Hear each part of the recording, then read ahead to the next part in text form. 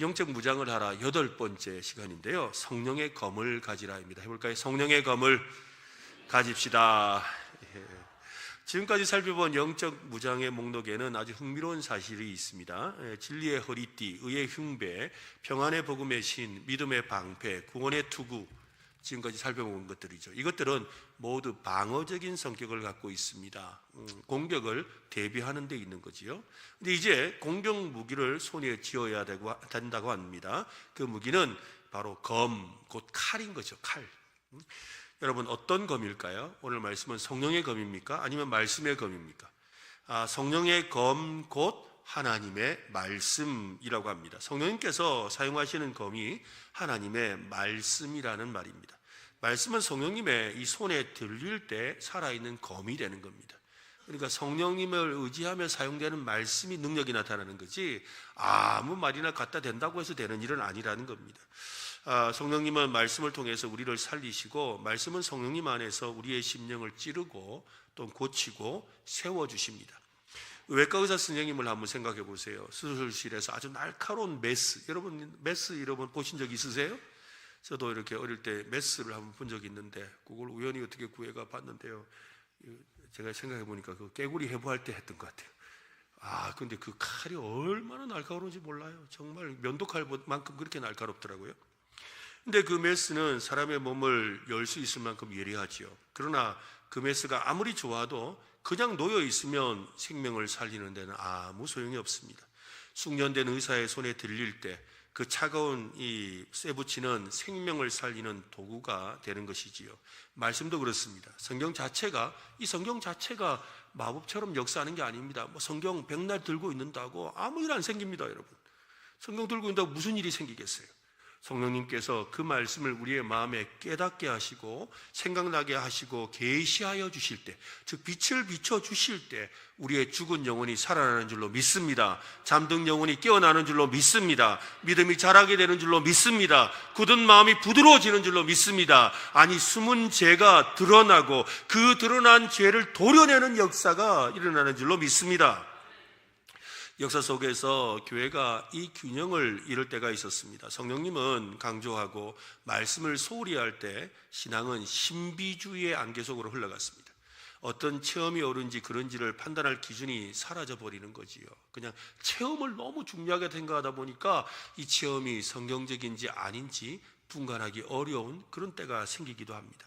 반대로 말씀은 강조하고 성령님의 역사를 무시할 때 신앙은 차가운 교리의 박물관이 되어버리고 말지요. 그냥 교리에 대해서 설명은 많이 하는데 머리에 지식은 가득하지만 가슴에 불이 붙지 않는 거예요. 가슴에 불이 붙지 않는 거죠. 바울이 말하는 이 성령의 검, 곧 하나님의 말씀은 바로 이 두 극단을 동시에 거부합니다. 성령님은 말씀으로 역사하시고 말씀은 성령님 안에서 살아 움직입니다. 그래서 어쩌면 우리 한글 성경은 이 양날, 그죠? 양쪽에 날선 검이라 그랬어요. 근데 사실 이 성경의 원래 의미를 보면 양쪽에 날선 검이라는 뜻이 아니라 예리한 칼입니다. 사실 이 칼에 대해서 우리가 연구를 하면 이 한국 칼은 여러분 이렇게 한쪽으로 이렇게만 돼 있거든요. 위에 우리 식칼 생각하시는 것처럼 그렇게 되어 있는 칼이에요. 그러니까 양날이라는 것은 아주 예리하다는 의미를 표현하려고 하는 것이죠. 그러니까 굉장히 예리하다는. 근데 양날이라는 의미를 생각해 보면 이 말씀과도 의미가 있겠구나. 성령님과 말씀, 그죠? 성령님과 말씀, 이 두 가지가 함께 있을 때 진짜 제대로 된 말씀이라는, 또 검이 된다라는 그런 의미가 있지 않을까라고 생각이 됩니다. 요한복음 6장 63절은 이렇게 말씀합니다. 같이 한번 읽어보겠습니다. 살리는 것은 영이니 육은 무익하니라. 내가 너희에게 이런 말은 영이요 생명이라. 성경 말씀에는 성령님의 생명이 담겨 있습니다. 말씀을 읽을 때 성령님이 역사해 주시는 겁니다. 말씀이 선포될 때 성령님이 죄인의 마음을 두드리시죠. 오늘 여러분의 마음에 그런가, 아이고 내 이야기인가, 이런데 이게 다 성령님이 마음문을 두드리시는 거예요.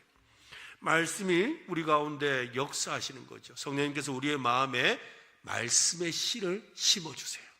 그리고 그 말씀의 씨가 싹 나도록 인도해 주시는 거죠. 그래서 베드로전서 1장 23절에 이렇게 말합니다. 너희가 거듭난 것은 썩어질 씨로 된 것이 아니요 썩지 아니할 씨로 된 것이니 살아있고 항상 있는 무엇이라고요? 하나님의 말씀으로 되었다. 따라합시다. 하나님의 말씀은 씨앗이다. 오늘 씨앗이 여러분의 심령에 심기길 바랍니다. 그죠? 우리는 지금 성경을 소유한 사람은 많지만 성령님의 검을 소유한 사람을 찾기가 힘든 시대를 살아가고 있습니다. 영적인 전쟁을 우리는 감정의 싸움으로 싸울 수는 없습니다. 분위기로 싸울 수도 없죠. 인간적인 방법으로 싸울 수도 없습니다. 무슨 말입니까? 해보자 이러면서 막 된다 막 이런다고 될까요? 아닙니다. 여러분, 무기가 있어야 싸우죠. 사탄은 오랜 거짓말장입니다. 그는 인간보다 교활합니다. 그는 종교적인 언어도 사용할 줄 압니다. 성경을 왜곡해서 사용할 줄도 알지요. 광야에서 우리 예수님을 시험할 때 사탄은 성경을 인용했어요. 성도에게 필요한 것은 정확한 말씀인 것이에요. 우리 예수님도 뭐라 하셨어요? 기록되었으되 정확한 말씀을 하셨던 거예요.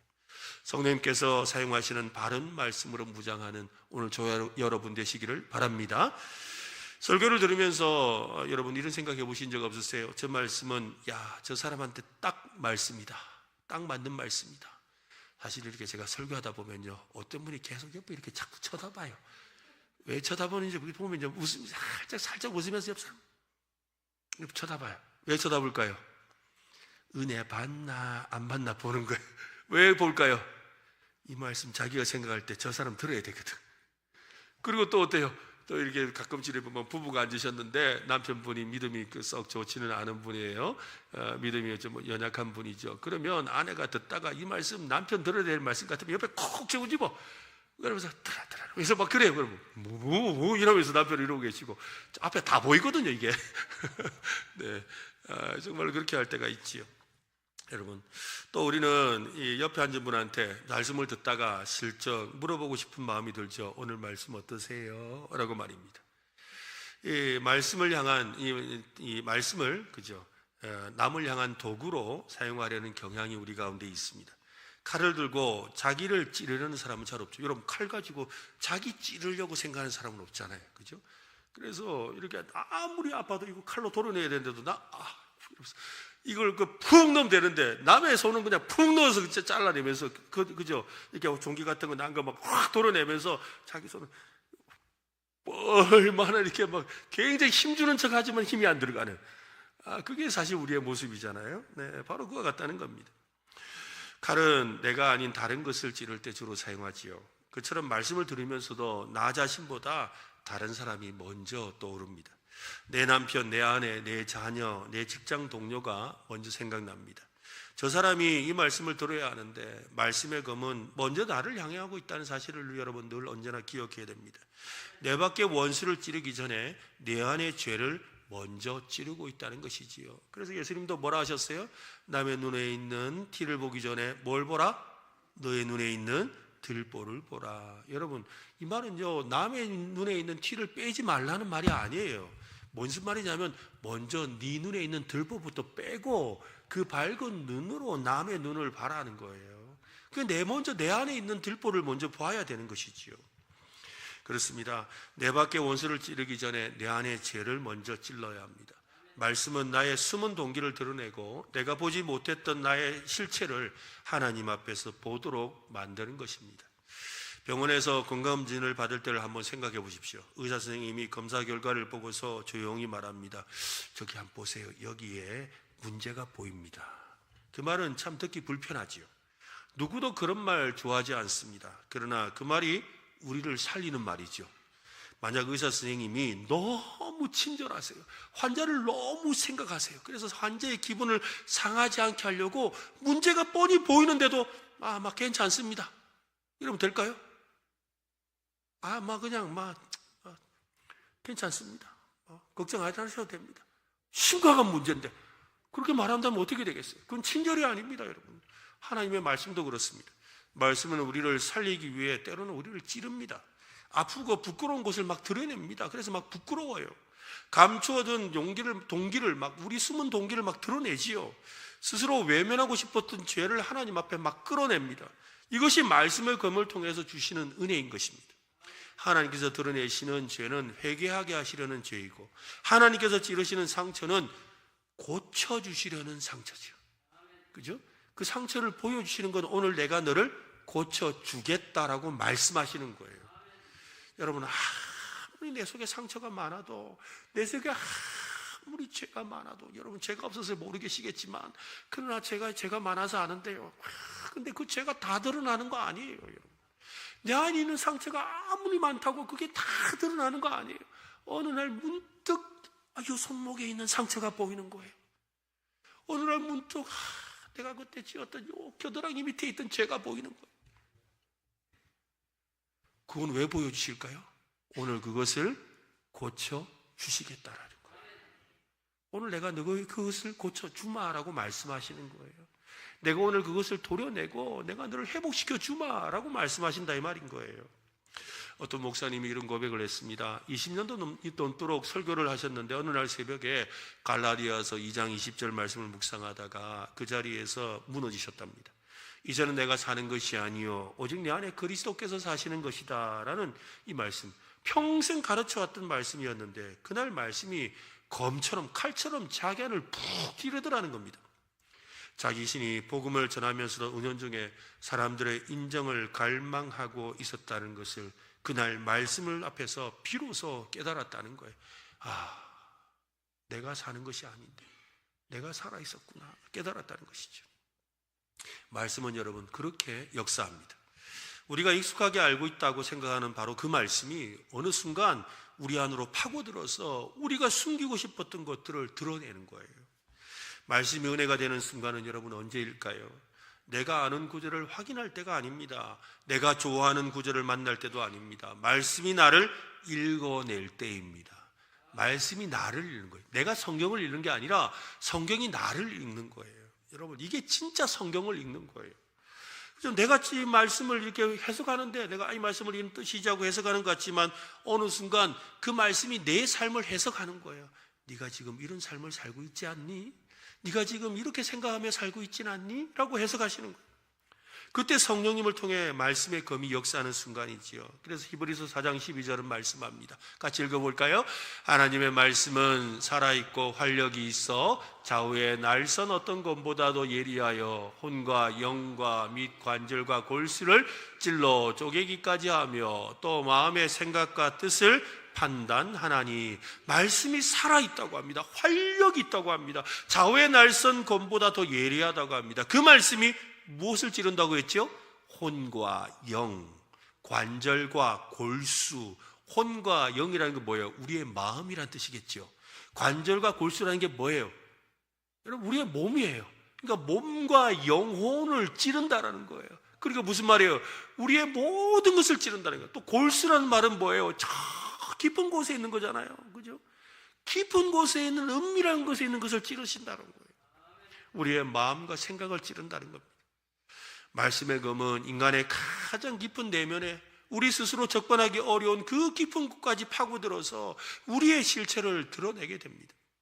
우리가 스스로는 볼 수 없는 우리 안의 죄의 위선과 자기 기만과 숨은 욕망을 찔러 쪼개는 거예요. 그래서 저도 말씀을 읽다 보면, 말씀을 이렇게 묵상하다 보면 막 부끄러워져요. 내가 그런 마음으로 저렇게 살았구나. 나도 모르게 행한 일이, 나도 모르게 했던 그 생각이 내 속에 진짜 저런 마음이었구나. 내 속에 저렇게 내 마음에 내가 드러나고 싶었던 욕심이 있었구나. 그걸 깨닫게 하시는 거예요. 우리는 자신의 숨은 동기에 대해서 스스로 속을 때가 많습니다. 나는 하나님을 위해서 하는 거야 라고 말하지만 실제로는 내 명예를 위한 것일 수 있지요. 나는 저 사람을 위해서 하는 거야 라고 말하지만 실제로는 나의 필요를 채우기 위한 것일 수 있습니다. 말씀은 그런 거짓을 찌릅니다. 말씀 앞에서는 우리가 꾸며내는 모습이 아니라 우리의 실제 모습이 보이는 겁니다. 말씀 앞에 선다는 것은 여러분 그래서 안전한 일이 아닙니다. 편안한 일이 아닙니다. 말씀 앞에 선다는 것은 하나님 앞에서 발가벗겨지는 거예요. 그래서 히브리서 4장 13절 같이 읽어볼까요? 지으신 것이 하나도 그 앞에 나타나지 않음이 없고 우리의 결산을 받으실 이의 눈앞에 만물이 벌거벗은 것 같이 드러나느니라. 하나님 앞에 어떻게 된다고요? 발가벗겨진다 이 말인 거예요. 네, 하나님 앞에서 발가벗겨진다는 거예요. 하나님 말씀 앞에서 숨을 곳이 없습니다. 핑계도 벗겨집니다. 자기 합리화도 벗겨집니다. 종교적인 포장도 벗겨지지요. 남들이 모르는 내 생각, 가족도 모르는 내 욕망, 교회 안에서 숨기고 싶은 내 분노와 시기와 음란과 탐욕과 교만이 말씀 앞에 그대로 드러나는 거예요. 이것은 참으로 두려운 일이지요. 동시에 우리에게 소망을 주는 일이기도 합니다. 왜 그럴까요? 그것 때문에 우리는 날마다 넘어지고 있거든요. 그것 때문에 우리는 날마다 하나님의 축복에서 비껴나고 있어요. 하나님 주시는 그 축복의 은혜를 우리 스스로 거부하고 있는 거지요. 말씀 앞에 드러난 죄는 십자가 앞에서 용서받고 고침을 받을 수 있습니다. 우리는 말씀 앞에 항복해야 합니다. 오직 말씀만이 우리를 깨끗하게 할 수 있다는 깊은 항복을 해야 합니다. 시편 기자는 한 걸음 더 나아갑니다. 시편 119편 11절, 내가 주께 범죄하지 아니하려 하여 주의 말씀을 어디에? 내 마음에 두었나이다. 말씀을 마음에 품는다는 것은 그 말씀이 내 감정보다 앞서게 하고 내 욕망보다 위에 두고 내 판단보다 더 신뢰해야 한다는 말입니다.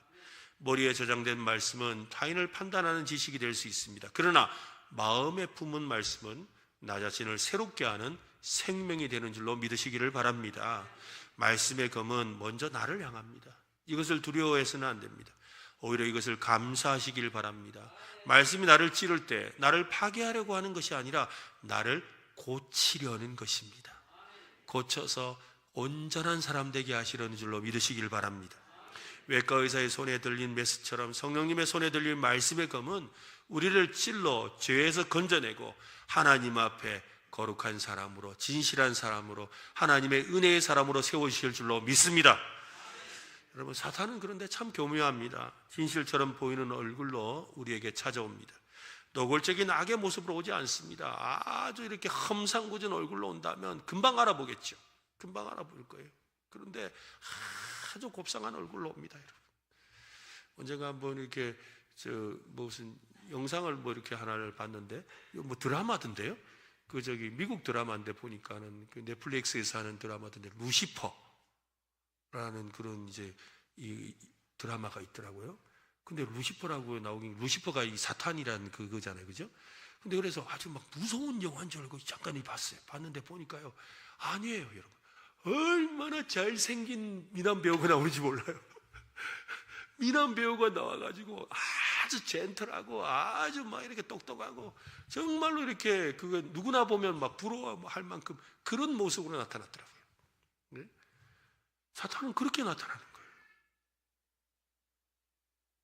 가면을 쓴 천사로 나타나잖아요. 천사의 얼굴로 나타난단 말이에요. 그게 사탄이라는 거예요.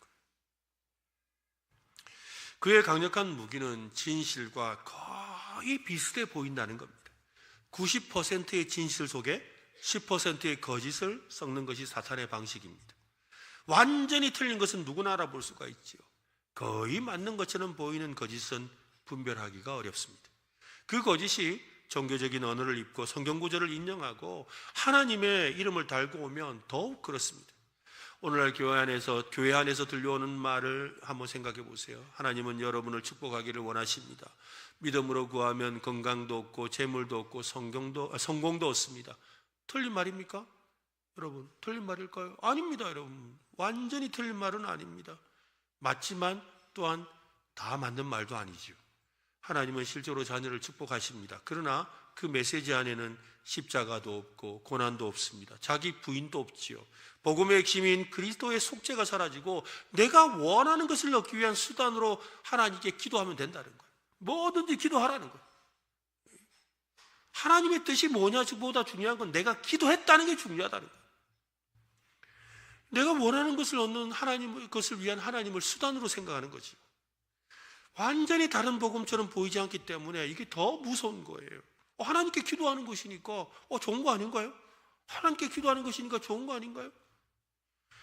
말씀의 검이 없으면 그 거짓을 제대로 분별할 수가 없습니다. 사탄의 거짓 전략은 창세기 3장에 이미 드러나 있지요. 창세기 3장 1절 보세요. 같이 읽어볼까요? 그런데 뱀은 여호와 하나님이 지으신 들짐승 중에 가장 간교하니라. 뱀이 여자에게 물어 이르되 하나님이 참으로 너희에게 동산 모든 나무의 열매를 먹지 말라 하시더냐. 여러분, 뱀의 첫 마디는 하나님 말씀 그 틀렸다 말하지 않았습니다. 정면으로 부정하지 않았습니다. 질문했습니다. 하나님이 참으로 그렇게 말씀하셨니? 하나님의 말씀에 대해 의심을 심는 질문이었습니다. 정말 그게 하나님의 뜻이 맞을까? 혹시 네가 잘못 이해한 거 아닐까? 하나님이 그렇게 엄격하신 분일까? 말씀을 부정하기 전에 말씀 앞에 대한 신뢰를 흔들어 놓았던 겁니다. 그 전략은 창세기 3장에서만 사용된 고대의 방식이 아닙니다. 오늘 이 시대에도 작동하고 있습니다. 예수님은 사탄의 본질을 이렇게 규정하셨습니다. 요한복음 8장에 보면 너희는 너희 아비 마귀에게서 났으니 너희 아비의 욕심대로 너희도 행하고자 하느니라. 그는 처음부터 살인한 자여 진리가 그 속에 없으므로 진리에 서지 못하고 거짓을 말할 때마다 제 것으로 말하나니 이는 그가 무엇이다? 거짓말쟁이요 거짓의 아비가 되었습니다. 사탄은 거짓말쟁이일 뿐만 아니라 거짓의 원천이고 근원이라고 합니다. 세상에 존재하는 모든 거짓의 뿌리가 그에게 있습니다. 영적 싸움은 거짓의 아비와 맞서는 싸움입니다. 그 싸움에서 필요한 무기가 바로 진리의 검, 말씀의 검이라는 거죠. 여러분, 왜 말씀이 검이 될까요? 당시 로마 군인들이 사용하던 이 검에 대해서 우리가 좀 생각해 봐야 합니다. 로마 군인들은 긴 칼을 가지고 다니는 사무라이 칼 아닙니다, 여러분. 또 이순신 장군 근 칼 옆에 차고 하던 근 칼 아닙니다. 근 칼 아닙니다, 여러분. 학자들에 의하면 대략 한 50cm에서 60cm 되는 이 정도 칼이에요. 그런데 양쪽에 날이 서 있는 칼이라고 합니다. 성경에서 이 칼이 사용되었을 때를 살펴보면 베드로의 그 말고에 길을 비웠을 때 사용되었던 칼일 수도 있고요. 또 빌립보 간수가 칼을 빼서 자기 목숨을 끊으려고 했을 때 사용되었던 칼일 수도 있습니다. 어떤 학자는 이 칼은 특공대원과 같이 특별한 훈련을 받은 사람이 사용하는 아주 날카롭고 위험한 무기라고도 합니다. 그 예로 사사시대의 왼손잡이 에훗이 허벅지에 숨기고 모압의 에글론 왕을 암살하려고 할 때 사용했던 칼일 수도 있다고 합니다. 이 칼은 당시 방패로 적군과 대치하다가, 우리 미드웨이 방패 배웠잖아요, 그죠? 미드웨이 방패로 이렇게 딱 버티고 있다가 방패와 방패 사이로 칼을 찌르는 거예요. 방패와 방패 사이로 창을, 좀 멀리 오는 사람은 창을 찌르고, 그 다음에 창을 던지고, 그리고 가까이 딱 와서 가까이 붙으면 그 방패로 버티고 있다가 사이로 푹 찌르는 거예요. 이것이 칼의 목적인 거예요. 이 작은 칼로 휘둘러 봤자 얼마나 누가 다치겠습니까? 그래서 이 찌르는 목적으로 사용했다는 거예요. 그래서 이 칼은 백병전이 벌어졌을 때 바로 상대를 찌르기 위한 그런 무기였습니다. 여러분, 이건 참 중요해요. 칼은 휘두르는 무기가 아니라 찌르는 무기예요. 이게 무슨 말일까요? 말씀은 휘두르는 게 아니라는 거예요. 막 아무나 갖다가 말씀 갖다 붙여서 되는 게 아니에요. 말씀은 찔러요. 어느 날 우리의 마음을 푹 찌른다 이 말인 거예요. 그게 말씀의 능력인 거예요. 마찬가지예요, 여러분. 우리가 막 사람에게 설득하겠다고 말씀을 막 이야기한다고 되는 게 아니에요. 말씀이 성령님의 역사 가운데 푹 찌를 때 그 사람이 예수 믿고 변화되고 하나님 앞에 엎드리고 회개하고 돌아서게 되는 줄로 믿으시기를 바랍니다. 바로 그 사실이라는 거예요. 그래서 이 말이 거짓이 우리의 삶 가까운 곳에, 우리의 마음 깊은 곳까지 침투해 들어올 때 그 자리에서 우리는 말씀의 검으로 그것을 찔러서 쪼개버려야 되는 거예요. 성령의 검, 즉 말씀은 거짓을 찔러 쪼갭니다. 이 검은 사탄의 거짓을 베어내지요. 이 검은 죄의 약속을 베어냅니다. 이 검은 거짓 교훈을 베어냅니다. 이 검은 인간 중심의 복음을 베어냅니다. 이 검은 그리스도의 십자가에 무엇인가를 더하려는 우리의 시도를 베어버리지요. 거짓의 안개를 걷어내어 버립니다. 예수님은 이렇게 기도하셨습니다. 그들을 진리로 거룩하게 하옵소서. 하나님의 말씀은 무엇이다? 진리입니다. 그죠? 딱 진리 앞에 서면 진리 아닌 것과 사실인 것이 구분되는 거예요. 진리의 말씀을 통해 거룩하게 됩니다. 여러분, 거룩이라는 게 뭘까요? 거룩은 말씀의 검으로 죄와 허물, 이 군더더기를 제거하는 거예요. 마치 뭐 같은 거냐면 여러분 저기 소 잡는 곳에 가면 이 소 이렇게 잡으면 이걸 갖다가 발골이라는 거 아세요? 발골이 뭔지 아세요? 뼈를 발라내는 거예요. 그걸 발골이라고 하는 거예요. 소를 이렇게 매달아 가지고 그 다음에 예리한 칼 가지고 와서 이렇게 다 잘라내, 부위별로 잘라내잖아요. 안심, 등심, 앞다리, 뒷다리, 그 다음에 뭐 갈매기살, 무슨 살 이러면서 뭐 그거 부위대로 싹싹 잘라내는 거예요. 그게 바로 거룩이에요, 여러분. 좀 더 저는 부산에서 살았으니까 사시미 칼, 그죠? 회 뜨는 칼, 그 얼마나 예리합니까? 그걸로 여러분 이렇게 이 포를 떠야 돼요. 회를 잘 뜨는 사람들은 이렇게 기가 막히게 뜨는 거예요. 이 설교 시간에 할 이야기는 아닌데 부산에서 이 회가 제일 맛있어요. 왠지 아세요? 사실 여러분 회 쓰는 생선은 어디 게 제일 맛있느냐면 통영 게 제일 맛있어요. 왜냐하면 모든 생선은 통영에서 올라옵니다. 통영 앞바다에서 양식을 하기 때문에. 그러니까 우리나라에 자연산은 거의 없다 보시면 돼요. 자연산을 그 잡은 것도 양식장 옆에서 잡은 거예요. 대부분 다 양식. 자, 그런데 왜 부산의 회가 맛있느냐? 이 회를 뜨는 기술이 너무 좋아요. 이게 대부분 다 기술이 높아요. 근데 한 번은 제가 이 경기도에서 이 회를 누가 가져오셨는데요. 회를 결 따라 쓸지 않고 다르게 쓸면요, 엉망진창으로 썰어져요. 그래가지고는 나중에 회가 안 썰어져. 그러면 먹으면요, 얼마나 질긴지 몰라요. 근데 이걸 결 따라 이 뼈에 있는 걸 아주 이렇게 정교하게 살 발라내야 뼈가 하나도 붙지 않고 껍질도 다 벗겨내고, 그러고 나서 그걸 결 따라서 싹싹싹 썰어야 입에 넣으면 쫀득쫀득 살 넘어가는 거예요. 여러분, 거룩이라는 게 그거예요. 하나님의 말씀이 우리의 삶에 그 죄된 부분을 싹 도려내는 거예요. 하나님의 말씀이 그 필요 없는 그것을, 하나님 앞에 우리가 서는데 부족하고 필요 없는 그것들을 싹 도려낸다 이 말인 거예요. 이것이 거룩이라는 거예요. 우리가 거룩해진다라는 것. 끊임없이 우리는 하나님 말씀 앞에서 우리의 자신이 도려냄을 당하는 거예요. 근데 그것은 내 살이 아니에요. 그것을 도려내지 않으면 썩어지는 거잖아요. 그것을 찾아서 도려내는 거예요. 그렇습니다. 말씀의 검은 거짓된 가르침을 쓰러뜨리지요. 말씀은 우리의 영혼의 기준선이 됩니다. 말씀은 우리의 생각의 나침반입니다. 성경은 하나님의 감동으로 된 말씀이라고 했습니다. 여기서 감동은 하나님께서 그 성경에 자기의 숨, 즉 성령님을 불어 넣으셨다는 거지요. 그래서 디모데후서 3장 16절 같이 읽어보겠습니다. 모든 성경은 하나님의 감동으로 된 것으로 교훈과 책망과 바르게 함과 의로 교육하기에 유익하니. 성경은 하나님의 숨결이 담긴 말씀입니다. 성경은 우리를 교훈합니다. 책망합니다. 바르게 합니다. 의로 교육합니다. 무너진 생각을 다시 세워줍니다. 삐뚤어진 길을 바로잡아줍니다. 거짓에 물든 마음을 진리로 도려내어 정결하게 만들어 주십니다. 오늘 이 밤에 우리는 이렇게 기도해야 됩니다. 주님, 내 귀가 가려지지 않게 하여 주옵소서. 내 사역을 만족시키는 말만 찾지 말게 하여 주옵소서. 바른 교훈을 사랑하게 하여 주옵소서. 진리의 말씀 그 검으로 내 안의 거짓을 끊어내어 주시옵소서.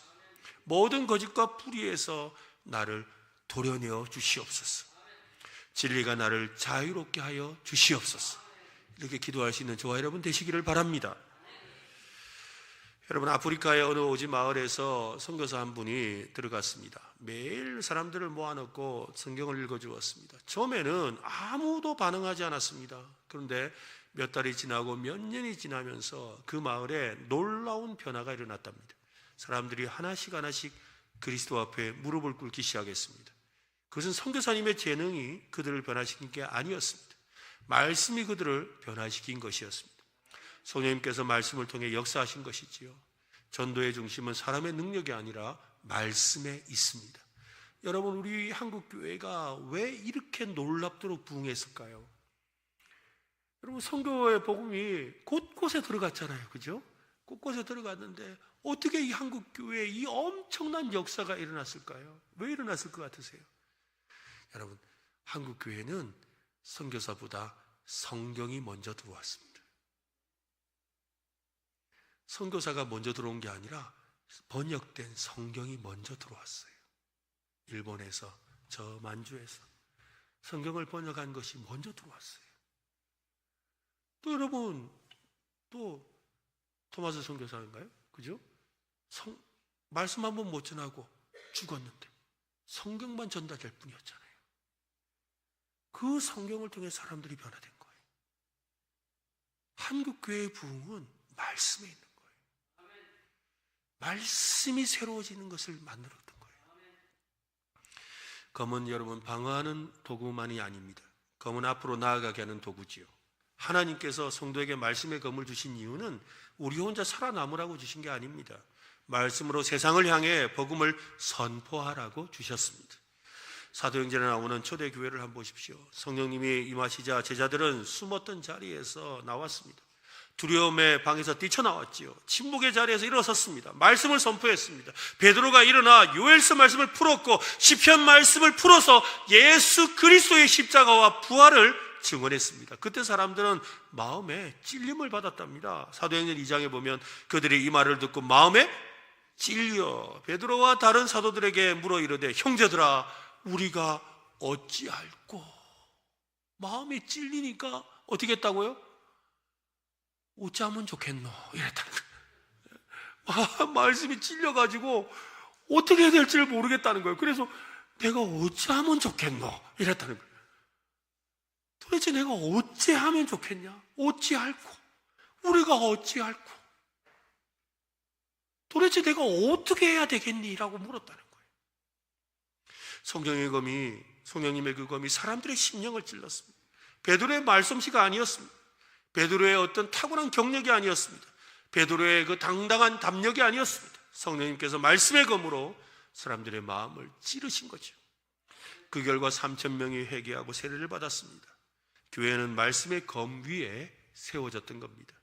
사람들을 모으기 위해 많은 프로그램을 만들 수 있습니다. 좋은 음악, 세련된 영상, 편안한 공간, 친절한 분위기, 시대에 맞는 소통 방식도 필요할 수 있습니다. 그것들이 복음의 자리를 대신할 수는 없습니다. 교회가 사람을 즐겁게 할 수는 있어도 말씀 없이는 영혼을 살릴 수가 없어요.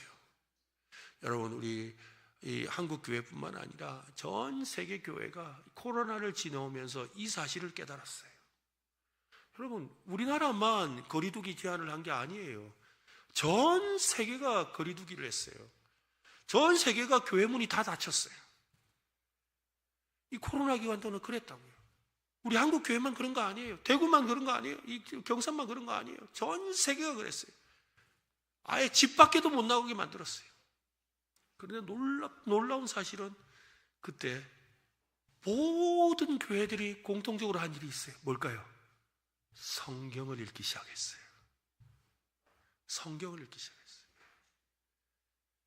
곳곳에서 유튜브를 통해서 성경 읽기. 그때부터 시작된 게 지금 우리도 교회도 지금 리딩지에서 하잖아요. 그 성경 읽기 운동이 얼마나 일어났는지 몰라요. 또 성경 필사를 얼마나 했는지 몰라요.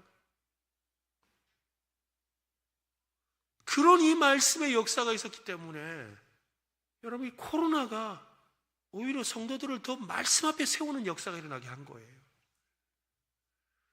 여러분, 말씀의 능력을 믿으시기를 바랍니다. 말씀이 우리에게 있어야 됩니다. 말씀을 통해서 우리는 변화되고 말씀을 통해 우리는 그리스도의 제자가 될 수가 있습니다. 감동적인 분위기는 만들 수 있어도 말씀 없이는 회개와 믿음을 일으킬 수는 없습니다. 로마서 10장은 말합니다. 그러므로 믿음은 들음에서 나며 들음은 그리스도의 말씀으로 말미암았느니라. 믿음은 들음에서 납니다. 들음은 그리스도의 말씀으로 말미암습니다. 복음을 들어야 합니다. 그리스도의 말씀을 들어야 합니다. 예수 그리스도께서 누구신지, 그분이 왜 오셨는지, 십자가에서 무엇을 이루셨는지, 부활이 무엇을 증언하는지, 죄인이 어떻게 하나님께 돌아갈 수 있는지를 우리는 들어야 합니다. 말씀을 전하는 것이 전도고 선교입니다. 말씀의 검이 가장 필요한 전쟁터는 전도와 선교의 현장입니다. 아니, 말씀이 선포되는 것이 바로 전도의 현장이고 선교의 현장인 것이지요. 말씀의 검은 교회 공동체를 세우는 일에도 필요합니다. 교회는 어떻게 세워집니까? 훌륭한 리더십으로 세워집니까? 탁월한 조직 구조로 세워질까요? 풍성한 재정으로 세워질까요? 물론 필요합니다. 교회를 진정으로 세우는 것은 하나님의 말씀입니다. 바울은 에베소 장로들에게 마지막 고별 인사를 하면서 이렇게 말을 했습니다. 사도행전 20장에 보면 지금 내가 여러분을 주와 및 그 은혜의 말씀에 어떻게 하느니? 말씀에 부탁한대요. 그 말씀이 여러분을 능히 든든히 세우사 거룩하게 하심을 입은 모든 자 가운데 기업이 있게 하시리라. 말씀이 여러분을 능히 든든히 세웁니다. 바울은 은혜의 말씀에 부탁했습니다. 말씀만이 교회를 든든히 세울 수 있습니다. 그리스도의 말씀이 우리 속에 풍성히 거할 때 서로를 가르칠 수 있고 권면할 수 있습니다. 말씀으로 충만한 성도가 말씀으로 형제를 세웁니다. 말씀으로 세워진 교회가 말씀으로 세상을 향해 나아갈 수 있는 것이지요. 우리 은혜로 교회는 이 말씀으로 세워지는 교회인 줄로 믿습니다. 더 말씀으로 세우실 줄로 믿습니다. 말씀으로 무장하시기 바랍니다. 그죠? 말씀의 목적은 우리를 더 똑똑한 지식을 가진 종교인을 만드는 데 있지 않습니다. 우리를 그리스도께로 이끄는 데 있습니다. 말씀은 십자가로 우리를 이끕니다. 부활하신 주님을 보게 합니다. 성령님 안에서 우리를 거룩하게 만들지요. 말씀은 교회를 그리스도의 온전한 몸이 되도록 세워주십니다. 이 말씀의 검을 들고 우리는 복음을 선포해야 합니다. 이 검을 들고 우리 서로를 세워주어야 하는 것이지요. 아무리 좋은 검을 가졌더라도 여러분, 무딘 검으로는 싸울 수 없어요. 그렇죠? 아무리 내가 좋은 검을 가졌어요. 진짜 최고의 검, 무슨 천하제일검, 그죠? 무협지에 나오는 천하제일검 이걸 가졌어요.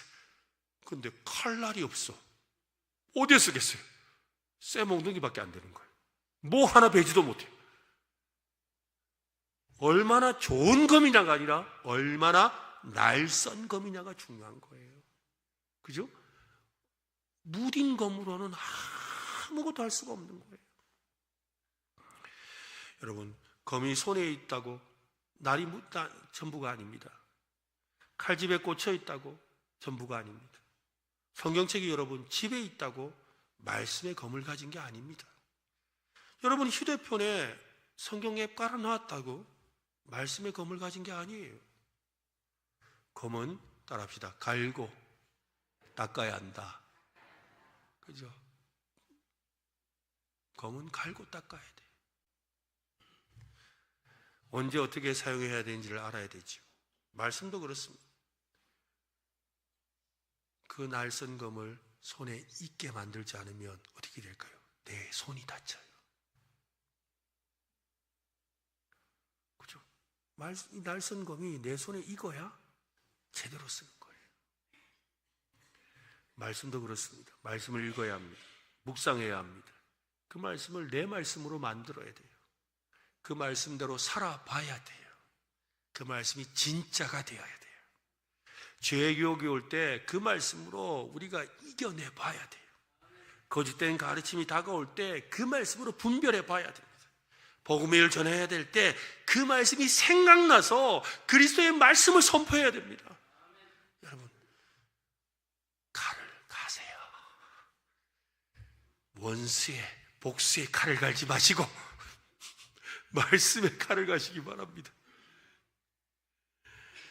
디모데후서 2장 15절 참 좋아하는 말씀인데요. 같이 한번 읽어보겠습니다. 너는 진리의 말씀을 옳게 분별하며 부끄러울 것이 없는 일꾼으로 인정된 자로 자신을 하나님 앞에 드리기를 힘쓰라.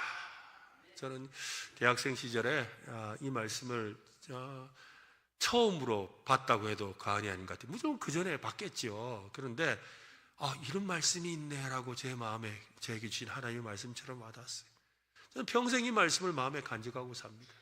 너는 진리의 말씀을 옳게 분별하며 부끄러울 것이 없는 일꾼으로 인정된 자로 하나님 앞에 내 자신을 드리기를 힘쓰라. 진리의 말씀을 옳게 분별하며. 말씀을 분별한다는 게 뭘까요? 바로 나를 세우라는 것이죠. 그래서 그 말씀 앞에서, 하나님 앞에서 부끄러울 것이 없는 일꾼으로 우리 자신이 드려져야 되는 겁니다. 성령의 검, 곧 나를 찌르는 말씀 앞에 우리 먼저 엎드릴 수 있기를 바랍니다. 거짓을 찔러 쪼개는 진리의 검을 여러분 우리가 먼저 경험합시다. 그런 다음에 그 복음의 사명을 감당하기 위해서 진리의 말씀의 검을 들고 전진하는 저와 여러분 되시기를 바랍니다. 하나님의 말씀은 살았고 활력이 있습니다. 지금도 하나님의 말씀은 능력이 있습니다. 그 말씀은 우리의 영혼의 심령골수를 찔러 쪼갭니다. 사탄을 찔러 쪼갭니다. 우리의 삶의 능력으로 역사하십니다. 말씀은 살아서 우리 심령이 오늘 밤에 일할 줄로 믿습니다. 그 살아있는 말씀과 함께하는 여러분 되시기를 예수님의 이름으로 축원합니다.